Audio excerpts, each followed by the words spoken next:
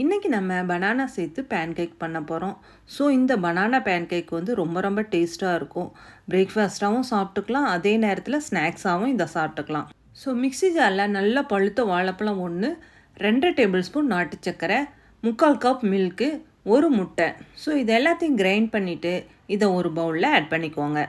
So 1 teaspoon baking powder, 1/4 teaspoon salt, 1 teaspoon vanilla essence, 250 ml கப்பில் 1 cup கோதுமை மாவு. So ஒரு சல்னியில் ஆட் பண்ணி நல்லா சளிச்சிட்டு இதை நல்லா மிக்ஸ் பண்ணிடுங்க. 1/4 கப் மில்க் ஆட் பண்ணி கொஞ்சம் கூட கட்டிகள் இல்லாத இதை நல்லா மிக்ஸ் பண்ணிடுங்க. மூடி வச்சு 5 மினிட்ஸ் ரெஸ்ட்டில் விட்டுருங்க. ஸோ ஒரு சின்ன பேனு இல்லைன்னா தோசை தவாவில் ஆயில் அப்ளை பண்ணிவிட்டு 1 கரண்டி மாவை ஆட் பண்ணிடுங்க.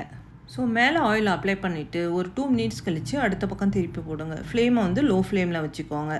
ஸோ நல்லா வெந்ததும் எடுத்துட்டா டேஸ்டான பேன்கேக் ரெடி. இது போல் ரெசிபிக்கு நம்ம சேனலை ஃபாலோ பண்ணுங்கள்.